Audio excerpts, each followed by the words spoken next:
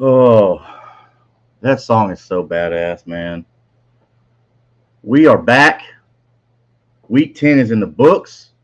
We had a first ever NFL game in Berlin, in old Deutschland.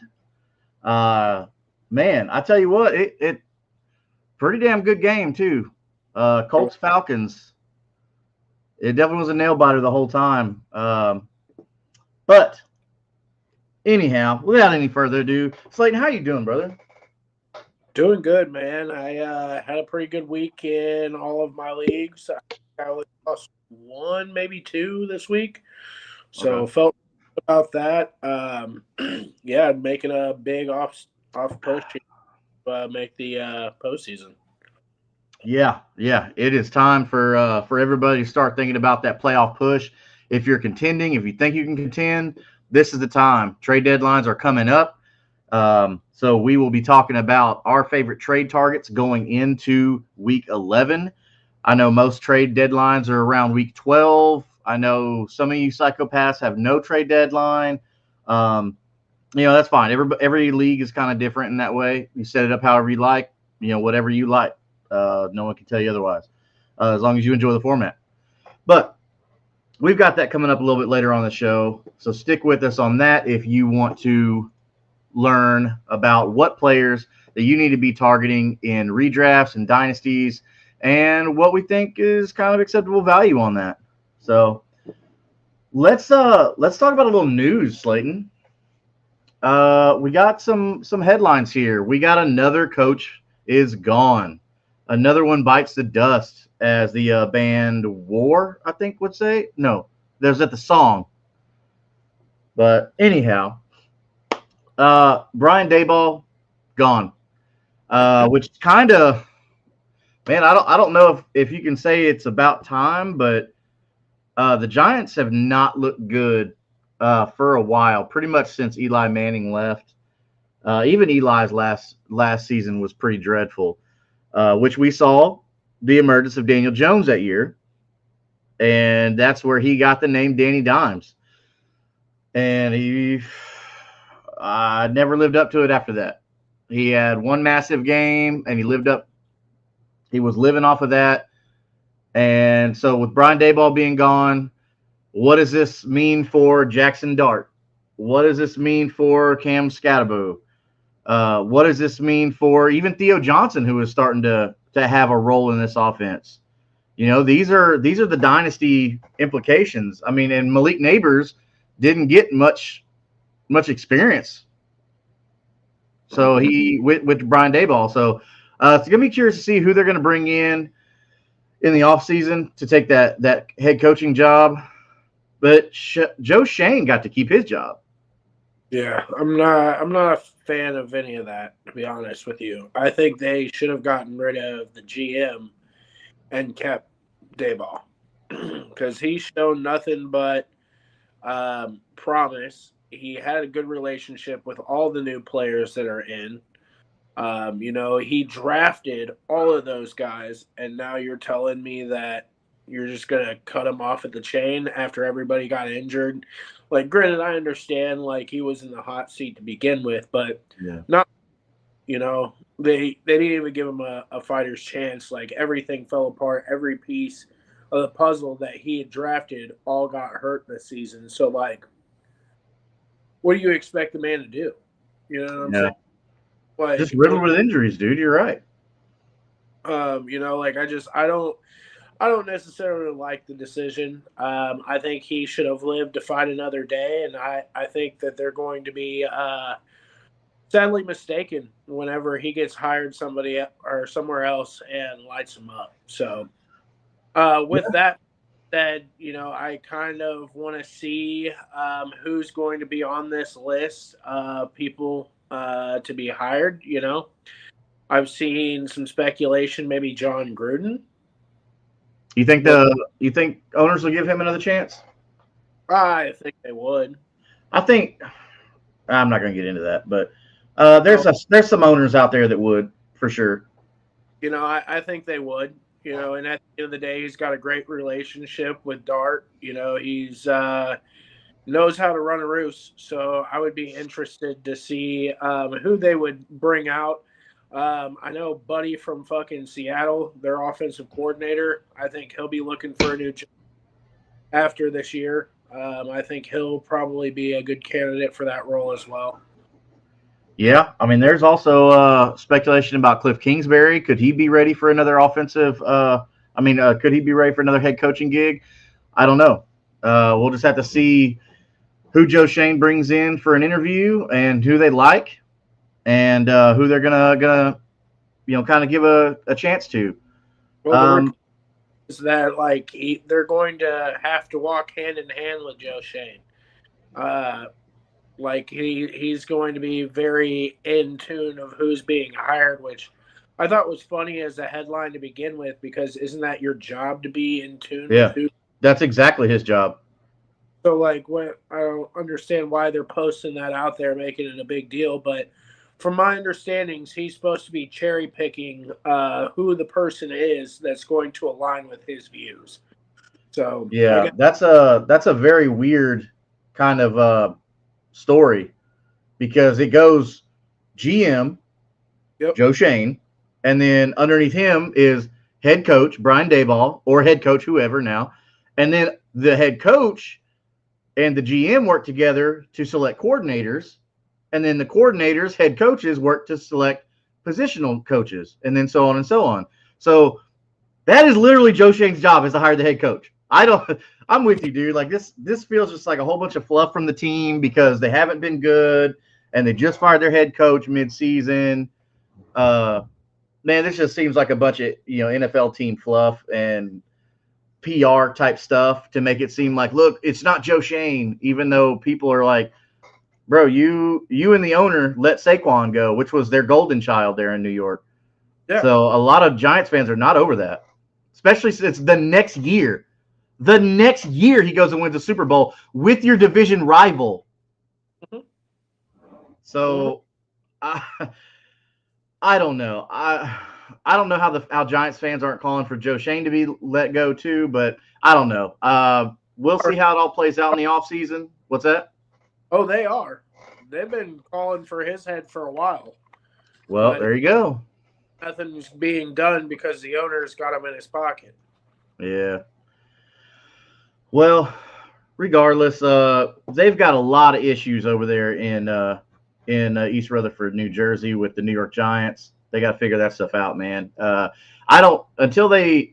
going to depend on who they bring in as their head coach. And then, of course, they're going to bring in their guys, offensive coordinator, so on and so on, quarterbacks coach, whether or not I'm going to be eagerly wanting to get a young guy like Jackson Dart on my team, like Cam Scattaboo, like Malik Neighbors coming back from injury, which is always, with ACLs and stuff, which, to be fair, ACLs are not what they were 10 years ago, 15 years ago, 20 years ago. 20 years ago, ACL was a career ender, not just a season ender, but a career ender.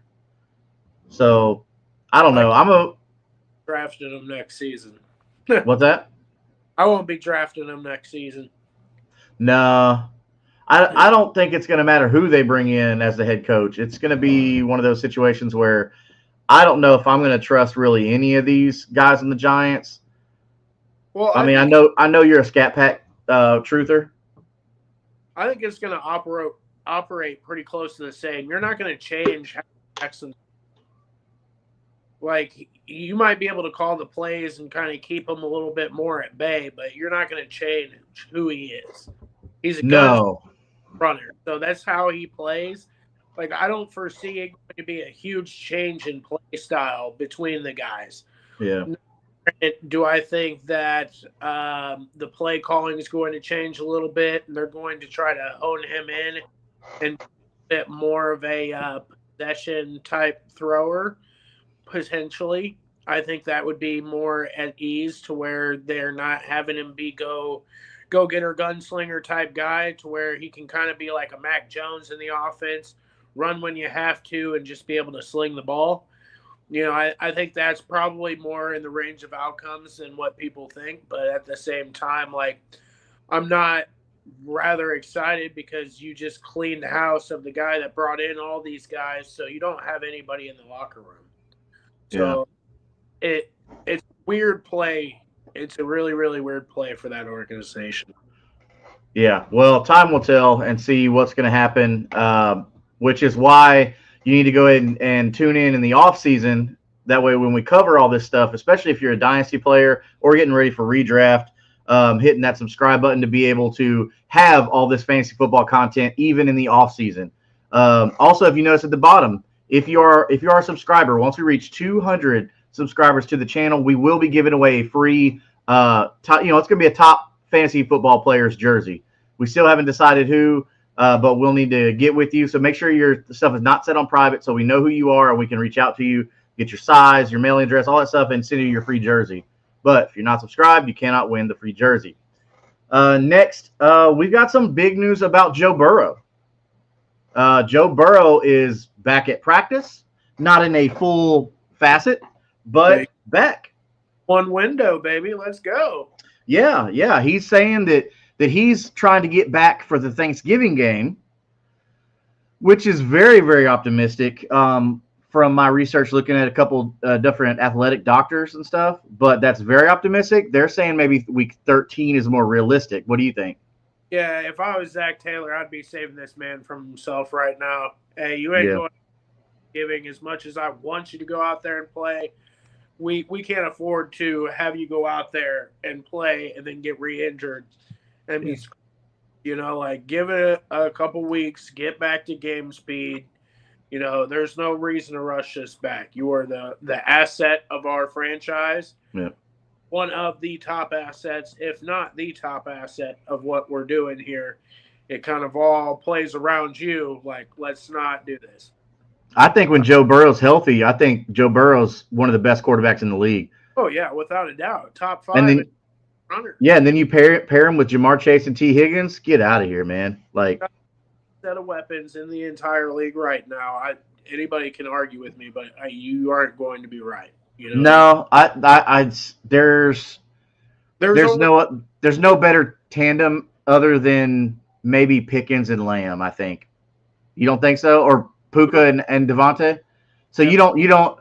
Okay. So everybody out there, Slayton is a Rams fan, so there may be a hint of bias. But to be fair, you're talking about Devontae Adams, future Hall of Famer, right?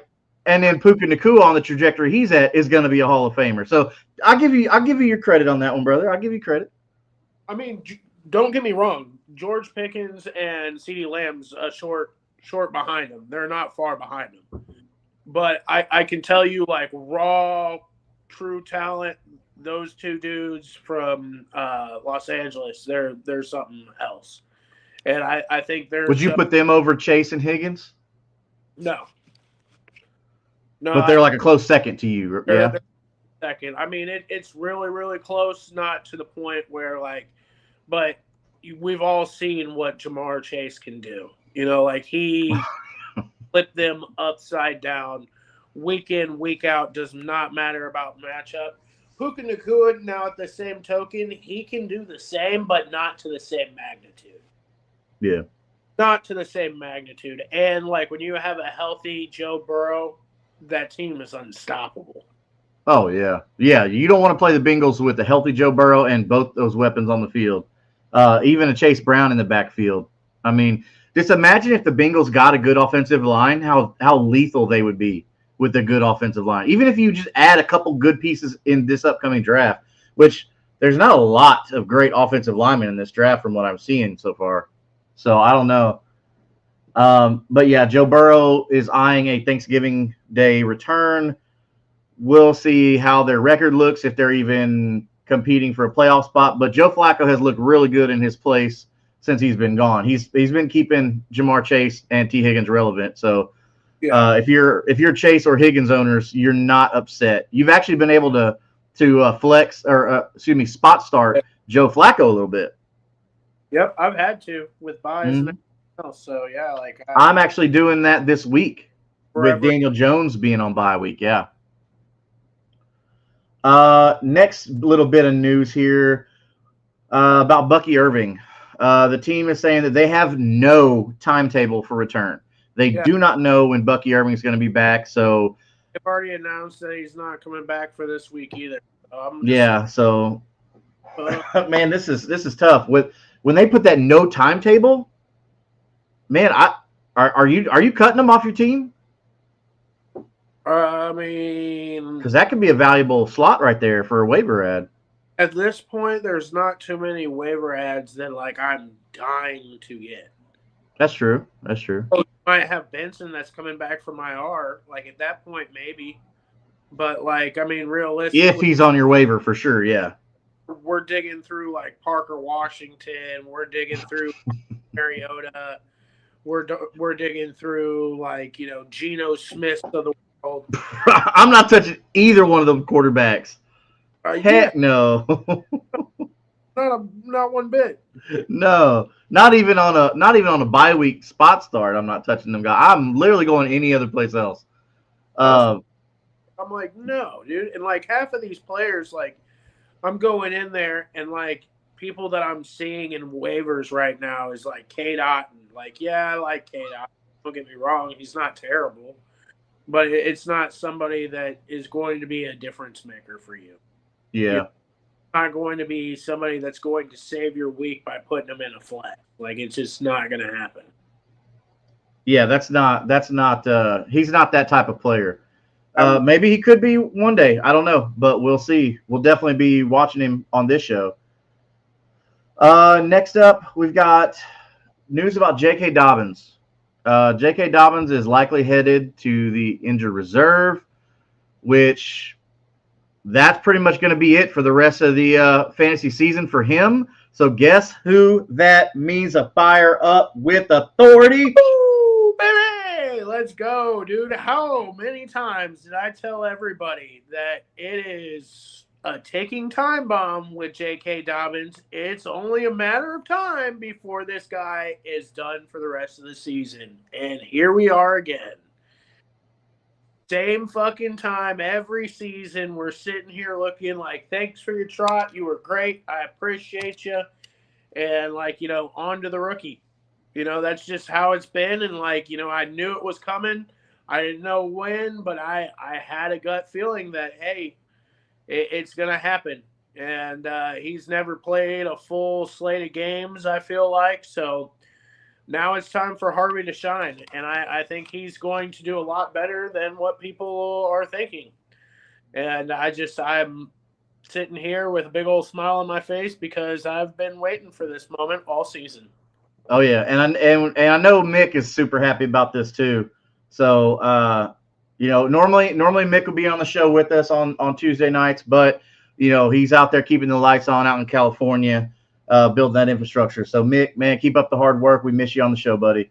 But yeah, you're right, man. It just seems to be the kind of the thing with J.K. Dobbins is he's going to get hurt. He's going to do well. Then he's going to get hurt. Good thing is the Broncos were forward thinking. They didn't depend just on J.K. Dobbins. They said, hey, let's go get this electric kid, R.J. Harvey, and see what he can do.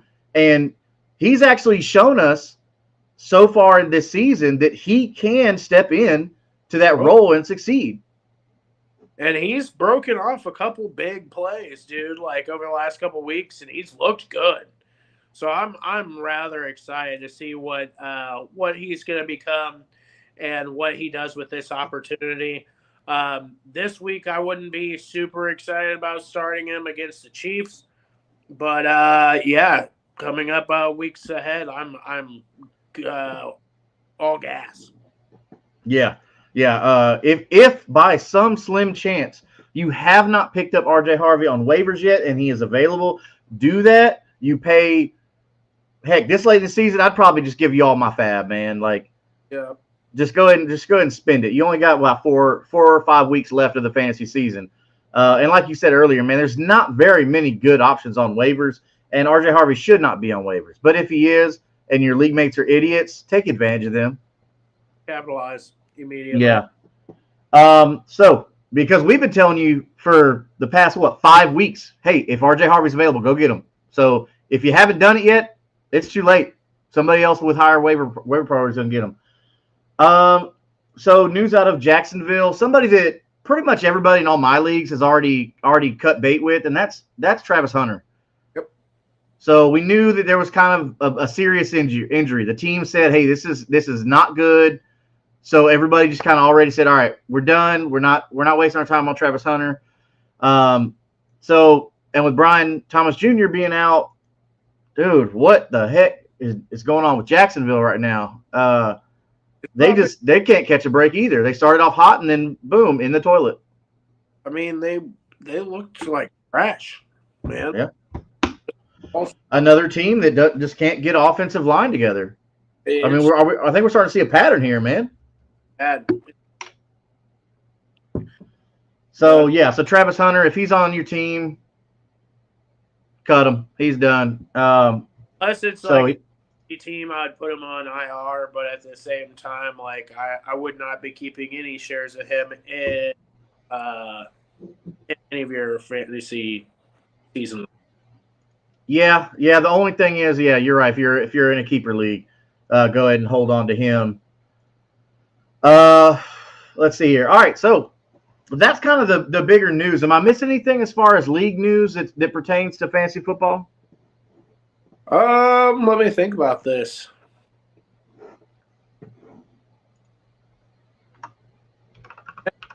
I can really think of. All right. So we've got a viewer question here. Jason Ortiz says, will you trade Tet McMillan and Kamani Vidal for any of Breece Hall, Quinshon Judkins, Jaylen Warren, or Derrick Henry? I have Rico, so don't want 2 Panthers, which I understand. And I also got Hampton back week 13 and 14 to trying to sell Vidal. So what are we thinking here? Would you trade Tet McMillan and Kamani Vidal for Breece Hall, who just had a great game, but I'm not really buying into that, Quinshon Judkins, or Jaylen Warren, Derrick Henry? Who's your wide receivers, though? Let's see here if it says.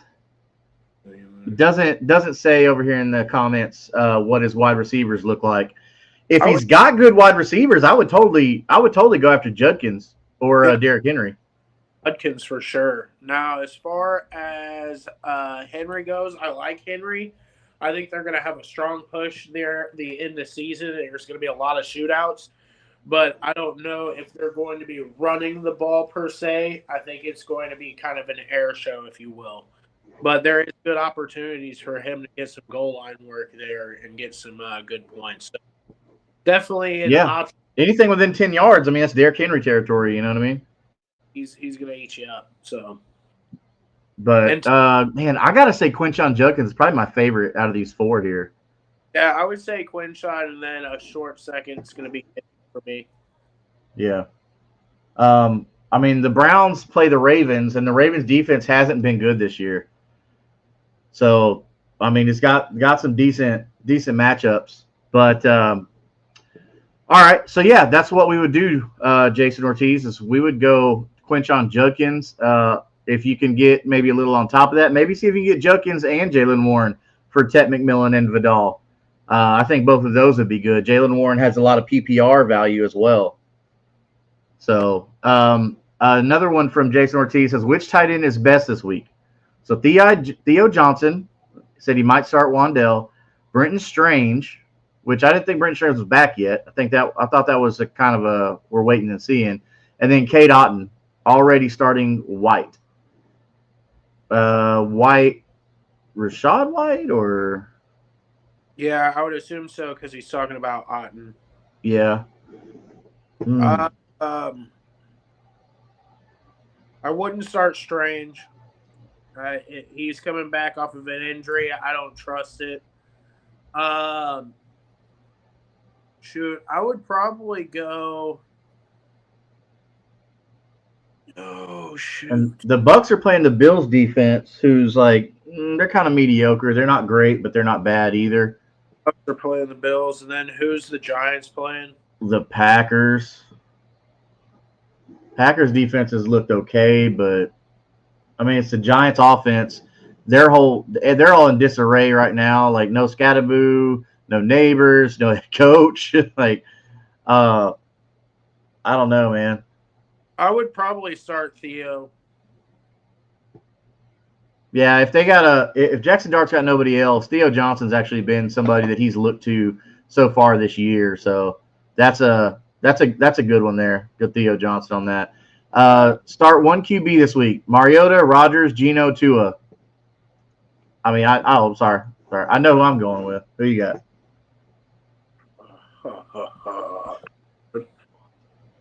What are the matchups in this? So Marcus Mariota, who's filling in for Jaden Daniels, is playing Tua. So Tua and Mariota are playing each other, and then Aaron Rodgers, they are playing. Where are they at? Where are they at? Aaron Rodgers. Come on, scroll down. Aaron Rodgers playing the Bengals, which could be a shootout. And then Geno, I'm not going to play Geno. I'm not even going to mention. I'm not even going to look at the matchup on that. I'm not playing Geno at all. -2 points for interceptions. Yeah, good. It would be a coin flip for me between Rodgers and Tua. Yeah. I would go Rodgers, man. I would go Rodgers, but they're playing each other. But Tua does some dumb stuff, man. So you say Rodgers or Tua, and I'm saying Rodgers. Yeah, it would be a coin flip for me because the offense there for the Steelers hasn't looked good. Yeah. Coming off of a hot game, he's got a little bit of confidence, and they're playing kind of a weaker defense. Yeah. Last one by Jason Ortiz. He says, I'm in 3 leagues. My QBs are Nix in one of them, Dart in one of them, and Jones, Dak in another one. Which leagues should I target Joe Burrow and how much fab? Oh, is Joe Burrow is available?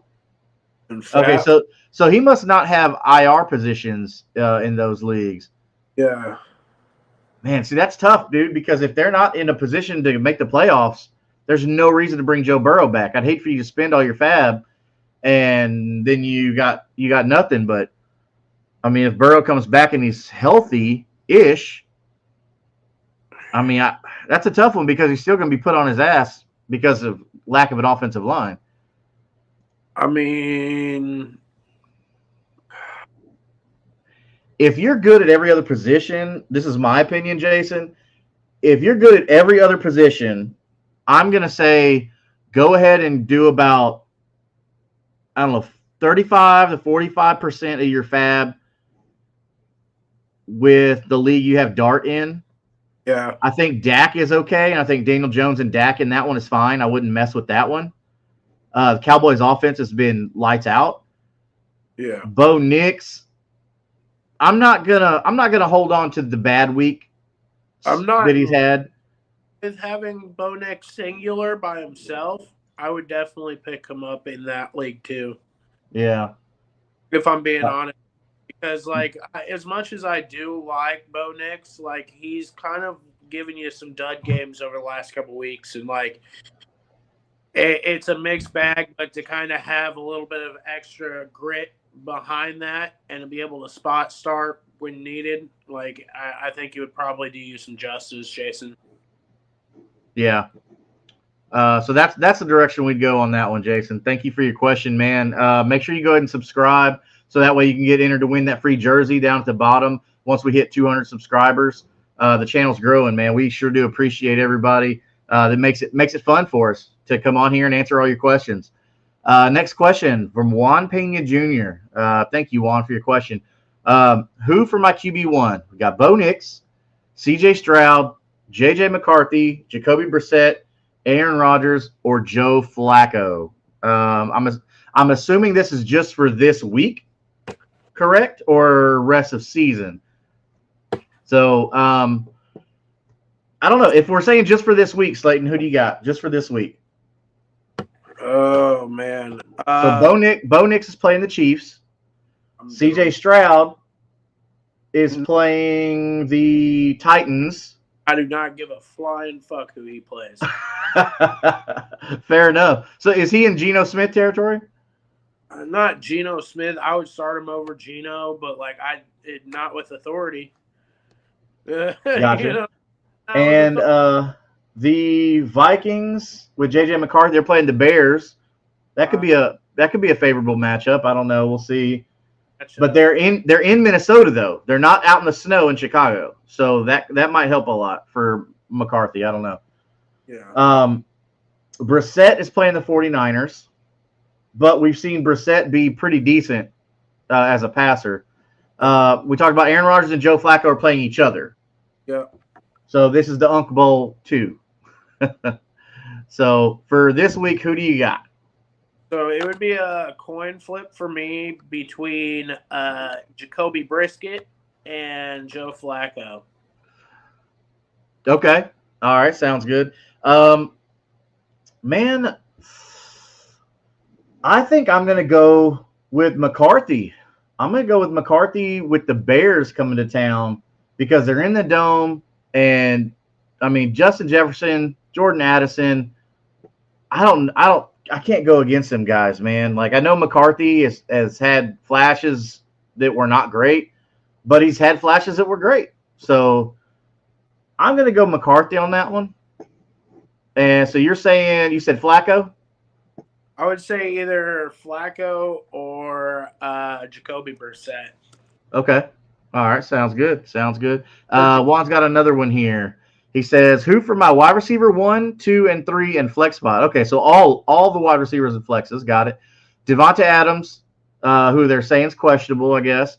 Deebo Samuel, Quentin Johnston, Jacoby Myers, Jordan Addison, Parker Washington, Ortez Johnson. His running backs are Charbonnet, no. DeMercado, possibly, or a wide receiver. He says he's got Josh Jacobs and Travion Henderson at RB1 and 2, Taylor on bye. So stick with Jacobs and Henderson. I think we saw enough from Henderson, to go ahead and stick with Jacobs and Henderson. Adams if he's playing. And then probably Addison. Yeah. So 1, 2, and 3 and flex. So Devontae Adams, Jordan Addison. So there's 1 and 2, and then QJ number 3, and then flex. That's 1, 2, and 3 there. You're good. And flex. Oh, it's 3 wide receivers? 3 wide receivers and a flex spot. Fuck, I would probably put Deebo there too. Okay. Sounds good. So there you have it, Juan. Hope that helps you out, man. Hope that gets you to win your matchup. Before you head out, make sure you hit that subscribe button like we were talking about so you can get that free jersey, man. Thank you for the question. We were talking about we're getting in our next segment, which is our Week 10 studs and duds. Who are our top performers and who are the ones just absolutely stunk it up, just straight garbage. So for what a game that a certain Indianapolis Colt had, another one had a pretty bad game. Yeah. And that's Michael Pittman Jr. He caught both of his targets. So he caught 2, but they're only for 19 yards and no touchdown, though. So you have that. Michael Pittman, for sure. Somebody that we talked about earlier, Bo Nix. Bo Nix only got you about 7.8 points on Sleeper and only threw for 150 yards, 1 touchdown, but 2 picks, which is not good. Ugly game. Yeah. So naturally, if he's going to only throw 150 yards, that means the receivers are not going to do well either. Sadly, Cortland Sutton was one of them, and he only got you 5.4 points with 3 catches for 24 yards. Another big name, Justin Jefferson. Somebody else let you down. Only got you about 7.7 points. 4 receptions, or 4 reception out of 12 targets. Gross. That's the thing that, I'm like, what? Out of 12 targets, 4 receptions for 37 yards. That's disgusting. If you're a Justin Jefferson owner, you're hating to yourself. But you got to start him. It's not like you're not starting him. Keenan Allen, your boy Third and Keenan, he only got a third 0.9 points. So Only got 2 catches for 19 yards, so that didn't really help you out much. If you did put Keenan in your flex, or maybe he's your wide receiver 3. Season though. What's that? I think that's the first time this season he hasn't gotten under 10. Yeah, so I'm not worried about Keenan Allen at all. I think they're still fine. But it was a big Ladd McConkey game, so that's just one of those things that they're going to have to kind of expect. Not all the receivers are going to dominate every week like a Joe Burrow can support T. Higgins and Jamar Chase. So one of the 3 always has a middling day, if you will.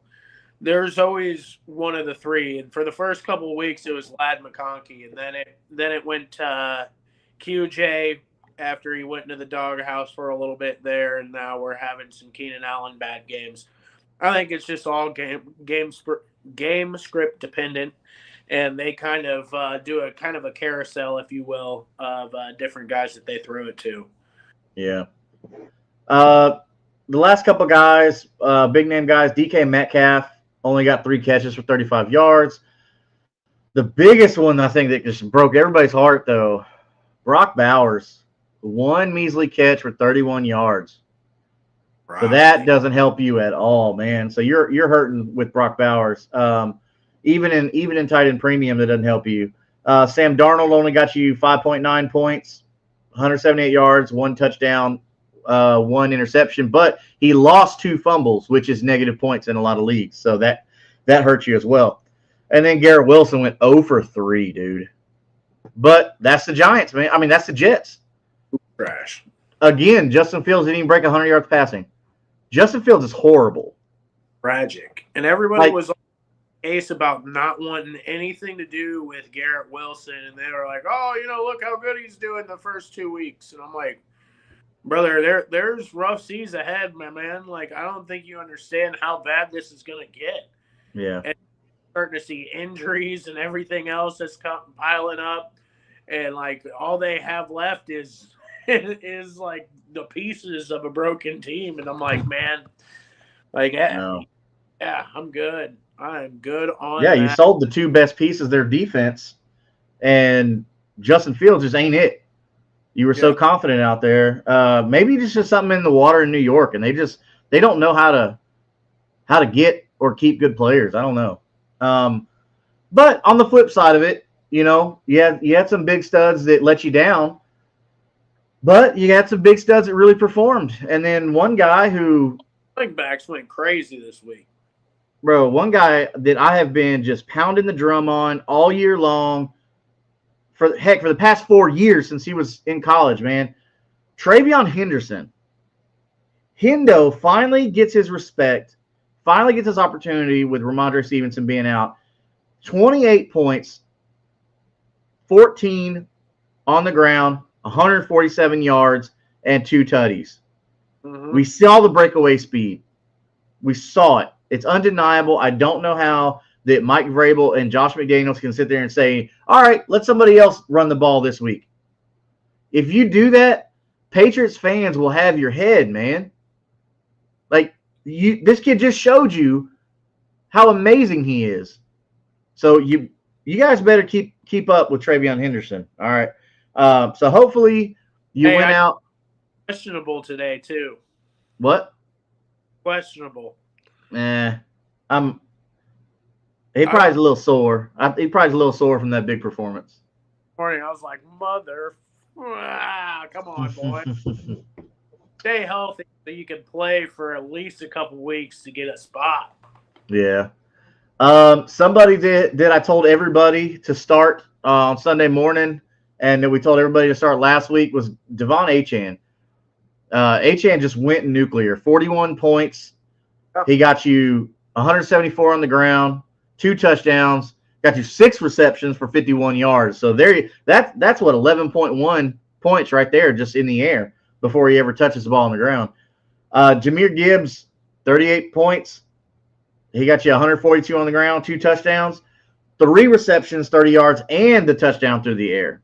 So Jahmyr Gibbs is getting it done all the way around. But we never doubted Jahmyr Gibbs. We don't doubt him. He's one of those locked and loaded every week no matter what, whenever he's healthy.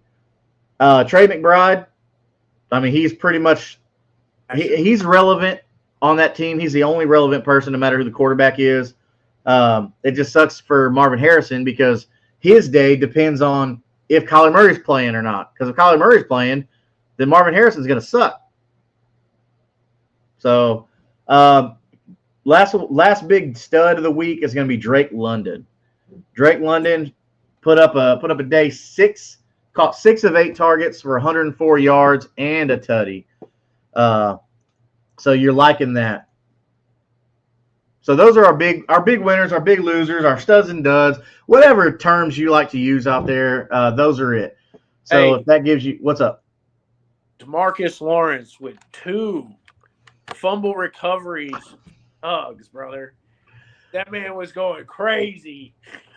Seattle's defense was putting up numbers, boy. So if you had Seattle's defense, you're feeling pretty good right there. Sir. So, looking at these studs and duds, we had one guy who just set himself apart so far ahead of the pack that it wasn't even close. We couldn't even put him in our studs category because he did so well. And that's going to be the record breaker who now holds the most rushing touchdowns for in Colts franchise history, and probably going to go down as the greatest running back in the franchise. And that's going to be our king of the week, Mr. Jonathan Taylor. Jonathan Taylor had himself just a nasty game. He had 32 carries, 244 yards. That's with a 2 in the front. 244 yards with 3 touchdowns on the ground. 3 touchdowns. He's making it a normal thing. Like, it's almost every game. It's like, all right, you put the over on if he's going to have a long breakaway touchdown run. It just seems like he has it every game. But he didn't just get it done on the ground with 244 yards and 3 touchdowns. He was also getting it done through the air. They were targeting him. They targeted him 3 times. He caught all 3 for 42. So that's pretty dang good, man. He didn't get a touchdown through the air, but for that massive performance, he gave you probably about 49 fantasy points, I think, in PPR scoring format. And for that reason, Mr. Jonathan Taylor, you are going to be the GOAT in Indianapolis. Sir, congratulations. You are the Kingmaker Sports King of the Week for Week 10. Let's see what he's going. He's over 1,000 yards with that performance. I forget what he's at. He's like 1,100 something yards right now. Like, he's on pace to hit 2K like easily. So we'll see how that goes. I did make a banner for Fool's Gold. We haven't been doing it lately just because like things have been really weird with some of these players. I happily was wrong about Rico Dowdle his first week where he broke out and he had that massive game. I will happily say I was wrong about him. I said that wasn't going to happen again, and it did. I was wrong on that, and I'm happy to say that. Because what's happened is Rico Dowdle is winning you games, winning you weeks, so that's good. But I think this player here is a fool's gold just out of happenstance, and that's Davis Mills, the quarterback for the Houston Texans, the backup quarterback for the Houston Texans. He put up 292 yards and 2 touchdowns, and he ran the ball 3 times for 20 yards and a touchdown on the ground. But the number that really worries me, why I'm saying like this is fool's gold, he only completed 27 of 45 pass attempts. Yeah, but it was horrible. Yeah, not great. He had to throw the ball 45 times to get them numbers. That's why I'm saying this is fool's gold. Yeah, no, I want nothing to do with Dougie Davis Mills, man. I'm good on it. Even if he starts again in lieu of C.J. Stroud's concussion, I'm not touching him. I don't want to start back there. Like, I'll be honest with you, I'm good. I'm good, man. Yeah, I'm not picking up Davis Mills as a spot start at all. But good thing is this week, our bye weeks. There's only 2 teams on bye. That's your Indianapolis Colts and your New Orleans Saints. So you're missing Tyler Shuck and you're missing Daniel Jones. You probably were starting Daniel Jones because Daniel Jones was startable. Somebody who nobody really drafted at all because nobody thought they were going to be worth a dang. But so you're not if you're looking for a quarterback, don't go in the direction of Davis Mills. Don't chase that. Don't chase that rush. Please do not chase that rush. Slayton, tell them who they should be targeting as a quarterback spot start if they have been doing Daniel Jones. Who do you think on waivers should be a good spot start? If Jacoby Brissett is still on waivers, I would be attacking him right now. You might have some people that are a little bit worried about Joe Flacco with the news of Burrow coming back, so he may be out there. But those two would be the ones that I would after most. And then, I would probably go with Marcus Mariota before I went with Dougie Davis Mills, to be honest. Yeah. I like where you were at with the Joe Flacco stuff. If people were dropping him. I know yesterday Joe Flacco was owned in 53% of sleeper leagues. So that's not great.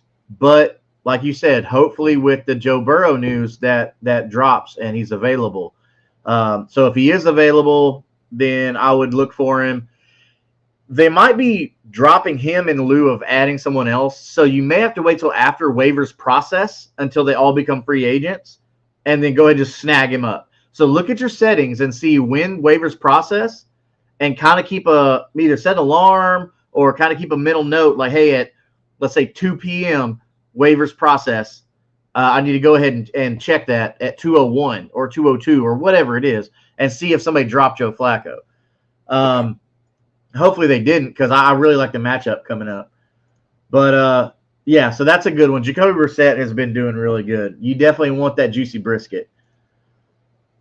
So with some of these injuries that we talked about to some of these players, so we talked about J.K. Dobbins. He's got that foot issue. He's probably gone on IR for the season. Jackson Dart still has the concussion.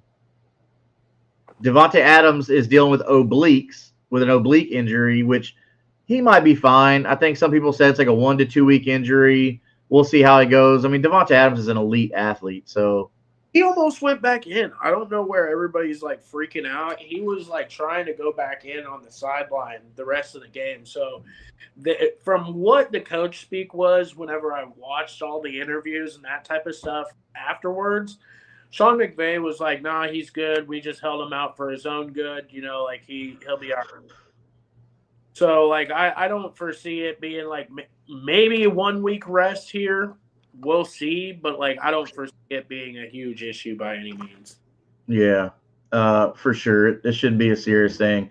Garrett Wilson is dealing with a right knee issue. They're saying it could be 3 to 4 weeks with that injury, which, bro, I'm not excited about that at all. I would go ahead and cut Garrett Wilson, or if you can find a sucker out there who doesn't pay attention and trade them Garrett Wilson for somebody, do that. But I want Garrett Wilson off my team just because the Jets are just abysmal, man. I don't want anything to do with the Jets. I'm not chasing the Breece Hall thing. So Dalton Kincaid has a hamstring injury. He'll be gone 1 to 2 weeks. So wheels up for Dawson Knox, who has an established relationship with Josh Allen. Rondé Gadsden has a bruised quad. He's day-to-day. I don't think that's going to be a major problem. He should be fine with some rest and rehabilitation with all our great medicine and training staff that we have nowadays. And Bam Knight is healing up from a bum ankle. So those are the big time injuries of the week. The only one to really worry about is if you have to replace J.K. Dobbins. That's the only one you really got to worry about. Like I said, go ahead and try and get Garrett Wilson off your team. Which brings us into our next segment, which is going to be our trade targets. Okay. Trade deadline is usually around week 12, depending on your league. Okay. You need to make sure that you check your league settings to see what week your trade deadline is. If it is week 12, this is going to be the last week that you have. You usually have up until start time, game start, to make these trades. So, with that being said, Chris Olave is my first trade target. I'm going to say go try and get Chris Olave for depth. Try and get somebody who's panicking, even though Chris Olave had a great week, somebody who's been panicking on his production, because as of right now, him and Jawan Johnson are it. But am I crazy to think that Tyler Shuck hasn't looked horrible? I didn't think he looked great. I didn't say he looked great. I didn't say he didn't look horrible. I mean, I'm not interested, if I'm being completely transparent, in Chris Olave. I mean, like, I can understand the depth side of it, but I don't think he's going to be somebody that would be winning your leagues. If you can get him for a cheap price, like, most definitely, he would be vital for that Week 12, Week 14 buys, all that type of stuff going on. Like, I would definitely say okay there. Well, let me ask you this, Slayton. Would you trade Garrett Wilson for Chris Olave straight up? Yeah, 100%. 100%. I mean, heck, go after that. See if somebody who's not tapped in and they see that Garrett Wilson, and just go ahead and accept it, and then you're just like, dummy. I mean, yeah, try and get Garrett Wilson off your team. If you can go get a Chris Olave, he's not gonna blow it up. I'm not saying that Chris Olave is going to be a bona fide starter. I'm saying Chris Olave is going to be a good depth piece for you if you're contending trying to make a push. And you have Garrett Wilson. Somebody that we've told you time and time again to go get, and now here it is, crunch time. Go get Travion Henderson if you can. Like, if you're in Dynasty, you give up whatever you have to do, which Dynasty probably ain't going to let up with Travion Henderson. Just going to let you know that. I know a guy who says he's untouchable on his team. But Travion Henderson in redraft is somebody that is going to help you out down the stretch. Okay? The Patriots are going to stay competitive, and Travion Henderson is proving that he doesn't need a game script to be relevant. What do you think about Travion Henderson? Should people be going out and trying to acquire Travion Henderson? I think now is the great time to acquire all the young running back. Your Judkins, your Harveys, your Travion Hendersons, because this is where the money is made for them. The second half, after everybody has been sick and tired of holding their hand and sitting on them all fucking beginning of season, when you've got 6-7 weeks of non-productivity and you're not doing a whole lot, you're just like sitting on this asset. This is where they start coming to fruition. This is where a lot of these guys that we hope for them to develop and to become into a starting position, this is where this happens. And we're starting to see this where the older veterans are either having to take a back seat or they're getting injured, and all these young guys are coming out, all these rookies are coming out to play. And I think it is a great time to be targeting all of your rookie running backs and really trying to go after them heavily. Yeah, for sure. Which leads me right into my next trade target that we talked about earlier is RJ Harvey. Yes, with the news about J.K. Dobbins going on IR potentially, dude, that's the rest of the fantasy season. Mm-hmm. The next 4 or 5 weeks, that's it. Mm-hmm. And I'm not gonna start a player coming fresh off injury in the playoffs. Not doing it. You're asking for risk, especially from an injury-prone guy like J.K. Dobbins. Go try and trade for R.J. Harvey, somebody that we believe in on this show, somebody who has all the ability, all the intangibles, everything that you want in a PPR running back. He's got the breakaway speed. He's got the hands. He's in an offense that made Alvin Kamara a superstar. So go get you some R.J. Harvey. If you have the room, honestly, if you don't have the room, make the room. Like R.J. Harvey's could be that good. Make the room.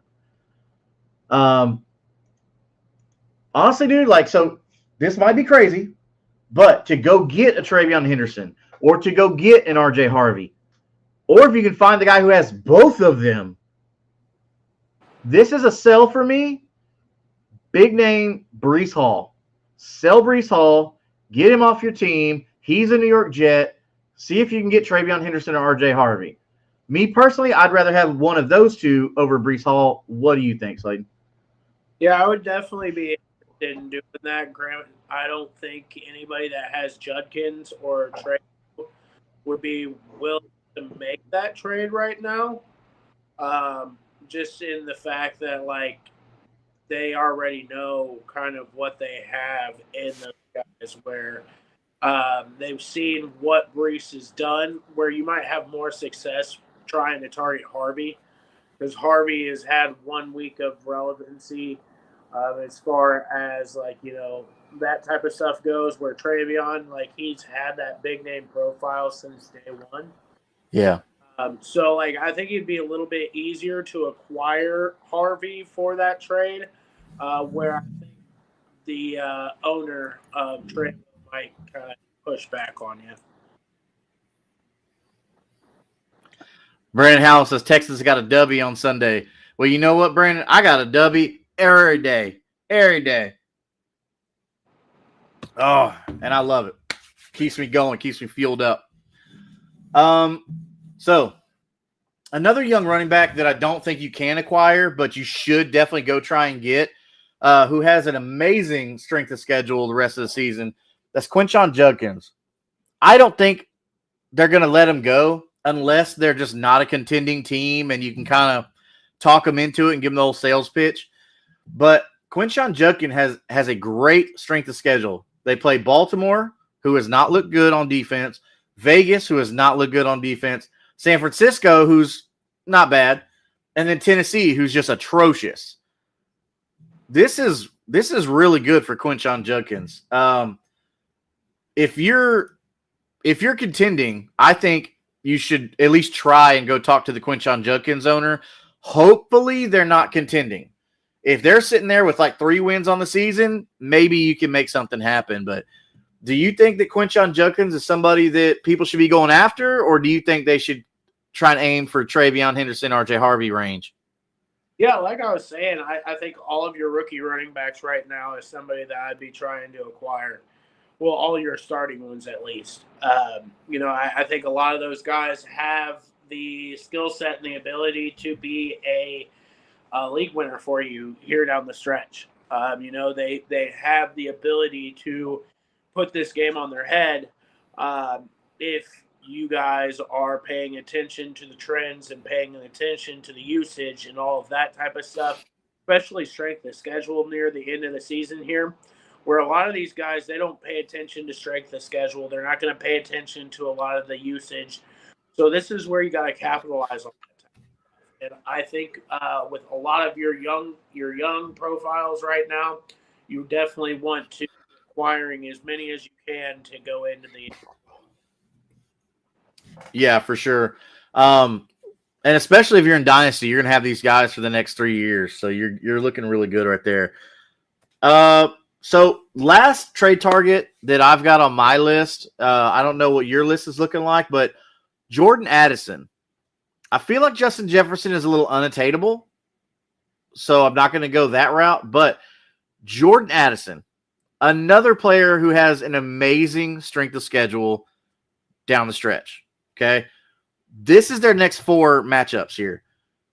Chicago, Green Bay, Seattle, and Washington. I think this is all like shootout capability in these that are going to favor somebody like a Jordan Addison, especially with Justin Jefferson over there getting the cornerback 1. So I think Jordan Addison be easier to acquire than Justin Jefferson and could possibly be on a team that's not contending. So I'm going to go Jordan Addison on this. What do you think, Slade? I mean, I like Jordan Addison. Don't get me wrong. It really just depends on the owner on this situation because some of them will hold them to a very, very high regard to where it's almost like pointless to get after them. But if you're in a league where they're not heavily reliant on him or they're not heavily invested in him, I would definitely be looking into that just because he is a prominent wide receiver too. Yeah. He a lot of noise there. He has a little bit of rapport with JJ. Mm-hmm. I think that they're going to have a pretty good end of season there. Granted, I'm not in love with a couple of the matchups near the end there. Yeah. Man, I'm not in love with some of the matchups there, but I do see the potential of him being a real threat near the end of the season there. Yeah, and this is not somebody that I'm saying you should go get as your starter, like to be your wide receiver 1 or your wide receiver 2. Hopefully, if you're contending, you've got that position locked down. This is somebody that you might be able to go get from a team that's not really contending. So this AFC South, what's up, boys? So this AFC South show, if you're a fan of the AFC South, if you're a Texans fan, a Colts fan, a Jaguars fan, a Titans fan, yes, the Titans are still a real team. If you're a fan of those teams at all, you definitely want to be checking out this AFC South show. Okay, there's a really great team. One representative from each team. They just have a really good time out there cutting it up, just talking a bunch of trash too. I mean, that's pretty much half the show is just talking trash to one another. Really great insight from those guys over there. Sometimes they'll ask me on if I'm available or if they need some help, whatever like that. They are definitely the place to be for all your AFC South needs and wants. Or if you just want to go over there and just talk some trash in the comments and let them know your team's better. You know, let's say you're a Steelers fan or like Slayton over here and you're a Rams fan, you know, stuff like that. Like, man, go talk some trash. They'll love to talk some trash. I know Isaiah over there with Third and Teal. He loves talking that trash. So, yeah, go over there and check them out and give them a subscribe and give a listen. See what you think. We love to have them. So, not very many waivers. Let's talk about waivers. All right, we'll go through it real quick here. Not a lot because, like you mentioned earlier in the show, you've pretty much picked the bones clean on the waiver wire. Was it AFC South says, how you feeling about the Rams Super Bowl chances this year? Slade, I'm gonna let you have that one, brother. You're the resident Rams fan. Man, I would say it's pretty high, about as high as Matt Stafford's chance of winning MVP. You know, like I'll be honest with you, I think he's number 2 right now in voting. If he's not, he should damn be. But no, man, like they've got a hell of a squad. Their defenses looked very, very good, and we're talking 2 plays away from being 10-0. And a legitimate team right there. You got. I mean, they're also 2 plays away from having another loss on their record too. So you can thank Adonai Mitchell for that victory. Hey! You're welcome. But we're hey, we shipped them out of town with that sauce trade.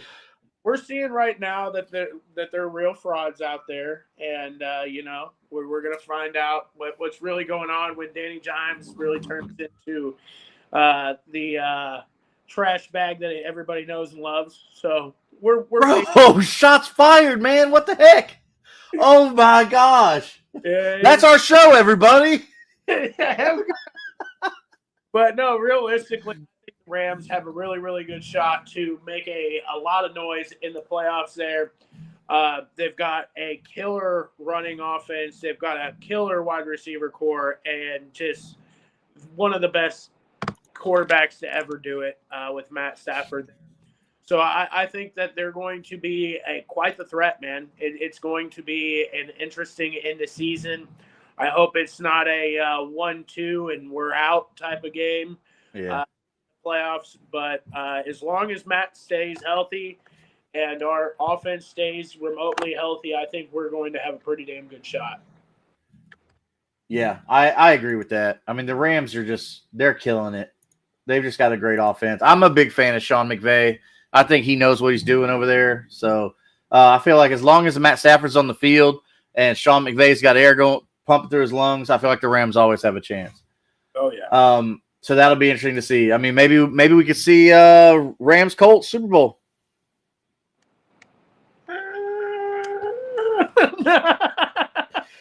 Come on, man! I just had to throw it out there. Don't crush my dreams now. Hey, we can wish, man. We can wish. Yeah. So the looking at our waivers. All right, we already talked about the bones are pretty clean on that. Not the people that you should be picking up. You should have picked up weeks ago when we told you to do it, but we're going to go and tell you again. RJ Harvey. Yep. He's not going to be available. He's taken in 78% of sleeper leagues. So you want to know who my top waiver wire pickups right now? Who's that? Davis Mills. No. New England's defense, baby. Woo! Have the most out right now for New England's defense. Why? Because Indianapolis is on bye. Yep. And they're playing the Jets this week, I think. Yeah, they're playing the Jets. Yeah. So go pick up the Patriots defense. Pretty much pick up any defense playing the Jets. If you are fucking looking for a spot start on a defense, New England is your way to go this week because they're at home. They're playing the Jets, who have been absolutely horrible.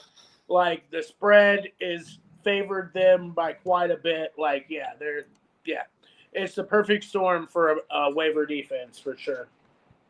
Yeah, for sure.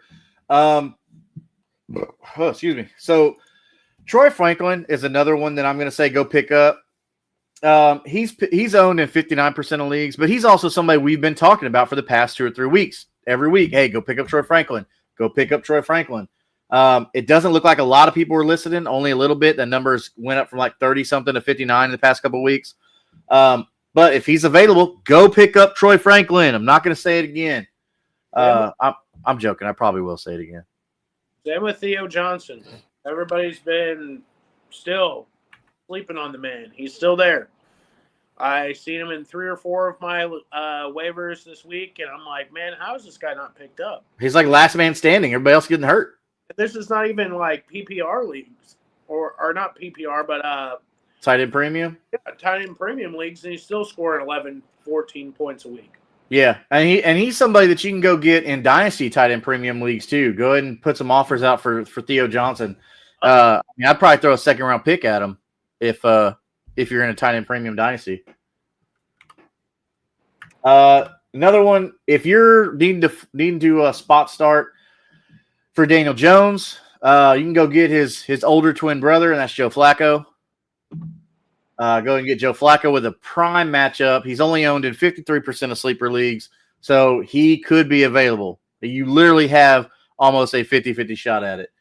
Tyler Algier, believe it or not, is only owned in 36% of sleeper leagues. Isn't that crazy? That was another one that I was getting ready to talk about as well. I seen him in like 3 or 4 of my leagues today, and I was like, kidding. Like, what?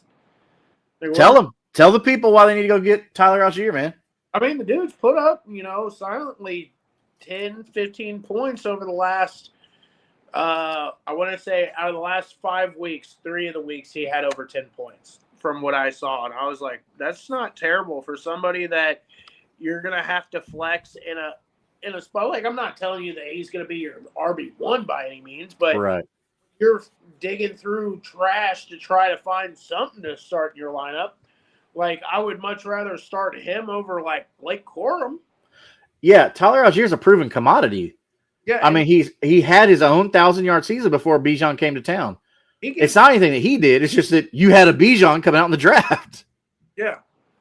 Yeah, and he gets game scripted into each game. So it's not like he's got standalone value as well. It's not like he's just getting, like, RB2 stuff. So, yeah. And if by chance Bijan were to go down, bro, Tyler Algier is going to step right in. I mean, he may get you maybe a half less touchdown on the season, but Tyler Algier is a prime handcuff with standalone value. At 36% owned on sleeper, go try and get him, in my opinion. And I guess you could go after Parker Washington just because of lack of options in Jaguars, but I don't know, man. I'm not crazy about it, but somehow he's owned in 55% of leagues. I would not. That would not be the Jag that I would be going after this week. Let him know. I would be going after Britton Strange. Okay. I mean, he's shown that he's involved in that offense. He's coming off of IR. A lot of people had dropped him because he's not a big name tight end, but he showed in the beginning of the season that they were wanting to use him. Yeah. Him coming back, you're not going to have to fight everybody over Parker Washington. You can get him. So he would be one that I would be looking after. Another one that it would be a stash. Wouldn't necessarily go out there and put any sort of fab on him, but Jaleel McLaughlin. Oh, okay. Just in case he's like kind of stealing touches from RJ Harvey or what?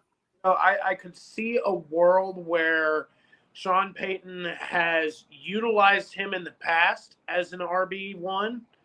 And I don't know, typically when a starting running back gets hurt, things get a little fucking weird. So I always like to grab a couple pieces that are inexpensive to try to hedge some of those bets, and if things do break out, Jaleel McLaughlin has carried quite a bit of workload, and he could be a RB 1B to a 1A with Harvey, because they've shown that they like to play that game with these guys, and Harvey's not a big guy to begin with. So I still feel like they're going to still try to cut his carries regardless. They're not going to give him a full slate of carries. Yeah. There will be an uptick, but I don't think he's going to get bell cow work where he's getting 30 carries a game. Yeah. That's not his MO, if you will. So I definitely think that would be the spot where either like an Audric Estime, a Tyler Beatty, if he's still there. I don't know if he's still there or not. And then Jaleel McLaughlin, who has the most amount of love from Sean Payton previous. So that would be a nice little stash that I would be looking into. And then, of course, if you see any of your waivers, I know Trey Benson is coming off of IR. That's another one that if he got dropped in any of your leagues, I would be throwing quite a bit of money at him right now. But yeah, those would be my guys currently. Heck yeah, man. So we've got a list of starts and sits for the week. I think what we'll go ahead and do is we'll go ahead and release those on our social medias. May end up just throwing a couple shorts on the YouTube channel. If you want to go check those out, those will be up in the next couple days. People that I believe should be, go ahead and start with authority, and people who you should just go ahead and sit with authority that just have horrible matchups. But with all that being said, we've covered a lot tonight, Slayton, and I'm pretty excited to see how this playoff push is going to go with this trade episode, all these targets to go after, to see which one of these or how many of these studs are going to keep performing for you. With all the injuries that we've had this year, man, just crazy injuries, needing to hit these waiver wire pickups. So, Slade, do we have any last little nugget for the viewers out there, other than making sure that you go to Kingmaker Sports on YouTube and hitting that subscribe button to be entered to win a free jersey once we get to 200 subscribers? So make sure you're at Kingmaker Sports on YouTube to be able and subscribe to be able to win that jersey. What you got, Slayton? Well, if you know me, you know exactly what's about to come out of my mouth. Hey, Geno plus 1 interception. Let's go. In Geno, you trust, baby. Who's got 12 interceptions this year? I did hear from a little birdie that Aiden McConnell's being called up, or Aiden O'Connell.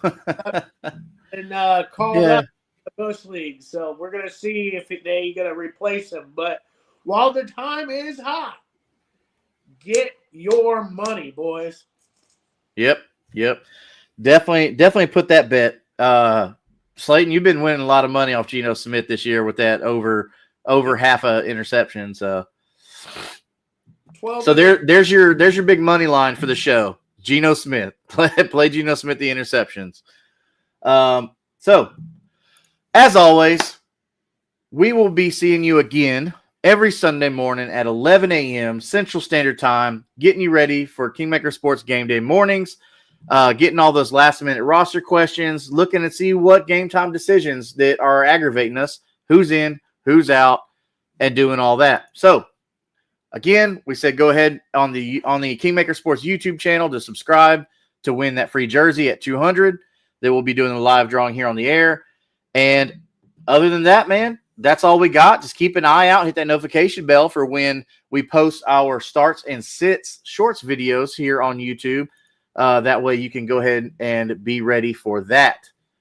So from everybody here at Kingmaker Sports, Slayton, myself, and even our brother Mick, who is out working tonight, we appreciate you coming by. We appreciate all your questions. Definitely makes the show more enjoyable, and that's why we do it. We do it just to help everybody out. We want to see everybody out there become fantasy football royalty. So we will see you Sunday morning for Kingmaker Sports Game Day morning. Until next time, everybody. Peace.